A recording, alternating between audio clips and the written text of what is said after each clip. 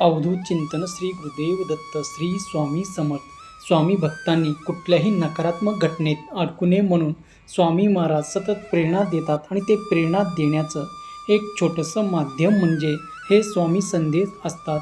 आजचे स्वामी संदेश सांगण्यापूर्वी प्रत्येक स्वामी भक्तासाठी हा संदेश आहे. लक्षपूर्वक ऐका. वर दिलेल्या 3 अंकापैकी एक अंक निवडायचा आहे आणि स्वामी तुम्हाला काय सांगत आहे हे जाणून घ्यायचं आहे. थांब बाळा, आता तुझे शत्रू तुला हरवू शकत नाही. तुझ्या शत्रूंना हरवण्याचा सर्वात सोपा मार्ग आता मी तुला सांगणार आहे. तुझ्या शत्रूसाठी सर्वात मोठे उत्तर मी तुला सांगणार आहे. म्हणून हा संदेश तू शेवटपर्यंत ऐक. भय माझ्या लेकरांना, मनुष्याच्या आयुष्यात पैशाला जितकं महत्त्व तितकं अधिक महत्त्व त्याच्या पुण्याला आहे. सुखी जीवन हे केव्हा पुण्याचे फळ असते याची जाणीव बहुसंख्य लोकांना नसते. आणि जीवनात जर आपल्याला गाठी म्हणजे ईश्वरी बँकेत सत्कर्माद्वारे खूप पुण्य जमा झालेलं असेल तर तेच पुण्य आपल्याला सुखी जीवनाचा लाभ करून देतो. इतकेच नाही तर पूर्ण आपल्याला अचानक आलेले संकट प्रसंगी विलक्षण रूपाने मदत करत असते. म्हणून तुम्ही शत्रूकडून सावध राहा. मित्रांनो, देवभक्ताकडून प्रथम काहीतरी घेतो आणि मग त्याच्या मोबदल्यात भक्ताला जे पाहिजे ते देतो. अडचणीच्या प्रसंगी ज्याप्रमाणे आपण बँकेत जाऊन पैसे काढून आणतो, अगदी त्याचप्रमाणे आपल्याला संकट प्रसंगी हे आपले अंतर्मन प्रभावित शक्तीच्या द्वारे ईश्वरी बँकेतील पुण्य खर्ची टाकतो आणि विलक्षण चातुर्य आपल्याला संकटातून सुरक्षित सुखरूप पार करत असतो. आणि सर्वात कळस म्हणजे हा सर्व प्रकार अंतर्मन अत्यंत गुपित रीतीने बिनचूकपणे करत असतो. सुखी जीवन प्राप्त करून घेण्यासाठी जितके पैशाची कमाई आवश्यक आहे तितकंच किंवा त्याहून अधिक कितीतरी पुण्य आवश्यकता आहे. जर तुम्ही सहमत असाल तर श्री स्वामी समर्थ असे टाईप करा. व्हिडिओला लाईक करून चॅनलला सबस्क्राईब करा आणि हा संदेश तुम्ही शेवटपर्यंत ऐका.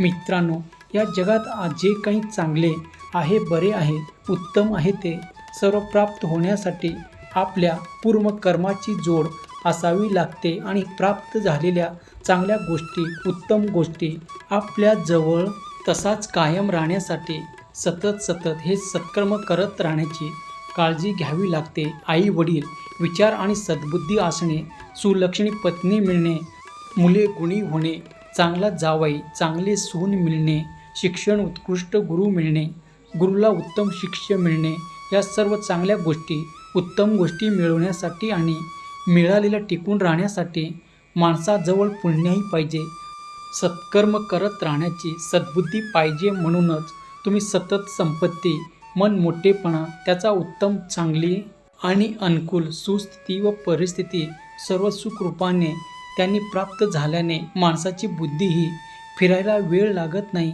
अशा परिस्थितीत शुद्ध अहंकार रहित, विनम्र आणि सावध चित्त राखून विवेक बुद्धीची उपासना आणि जोपासना आपल्याला करता आलं पाहिजे. आणि याची जाणीव बहुसंख्य लोकांना नसल्यामुळे या जगात सर्वत्र सुखाचा दुष्काळ झालेला आहे. म्हणूनच तुम्ही कधीही सत्कर्म निरनिराळ्या प्रकारेच असतात ते तुम्ही करा. त्यासाठी अन्नदान, कन्यादान, न्यायदान, श्रमदान, वस्त्रदान, दिव्यदान, रक्तदान, नामदान असे स्थूल मनाने दानाचे प्रकार खूप आहेत. अशा प्रकारचे दान करून माणूस ईश्वरी बँकेत पुण्य जमा करू शकतो. दानशूरपणा कोणीही कुठल्याही बाबतीत दाखवावा हे ज्याला त्याचे प्रश्न किंवा त्या कृतीवर अवलंबून आहे. प्रत्येकाने आपली कुवत पाहूनच कुठल्या प्रांताचा पराक्रम किंवा विक्रम आपल्याला करता येईल हे ठरवावे. ज्यांना स्वतःच्या कुटुंबाचे पालन पोषण करणे इतके सुद्धा पैशाची कमाई नाही आणि ते इतरांना दिव्यदान करण्याचा खटाटोप करतात म्हणजे हा मूर्खपणा झाला.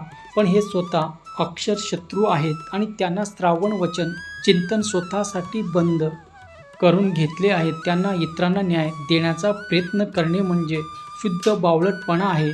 जे स्वतः नित्य नामस्मरण करत नाहीत त्यांना इतरांना नामस्मरण करण्याचा उपदेश करणे म्हणजे हा ढोंगीपणा आहे.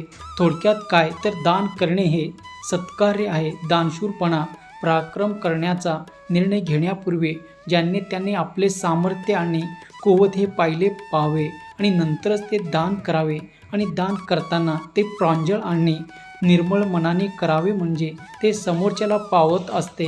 हे स्वामी भक्तांनो, कितीही आयुष्यात संकटे आली तरी क्रोध करू नका, घाबरून जाऊ नका, चिंता करू नका. एकदा नारद मुनी चालले होते. त्यांना वाटेत एक साप दिसला. तो साप सर्वांना चावतो अशी लोकांनी तक्रार केली. अनेक लोक मेले ते नारद मुनींना सुद्धा ठाऊक होतं.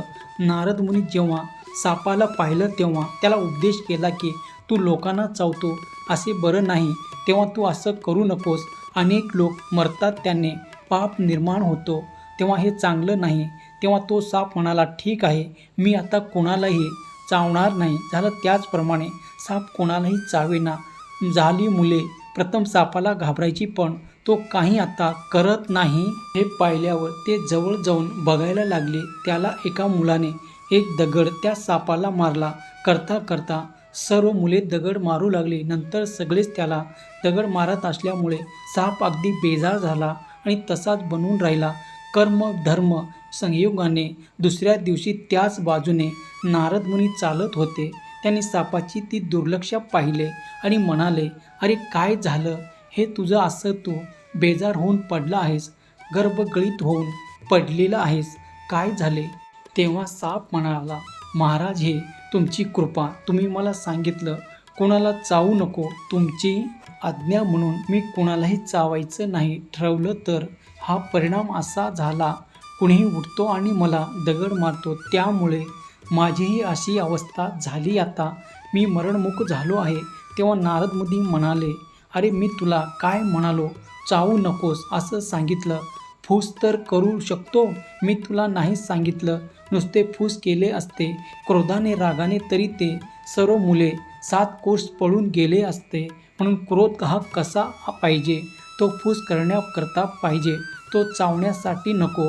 आज लोक जगत जीवन आहे आणि क्रोधाचा वापर करून ते निरनिळ्या रूपाने, पण खरा प्रेरणा रूपाने क्रोधाने असतो. तेव्हा राग ही प्रेरणा असते व तो आवश्यक आहे. त्याशिवाय तुम्हाला जीवन जगण्यातच काही मजा येणार नाही. आपल्या मुलावर कंट्रोल करता आलं पाहिजे, हाताखालच्या लोकांवर नियंत्रण ठेवता आलं पाहिजे.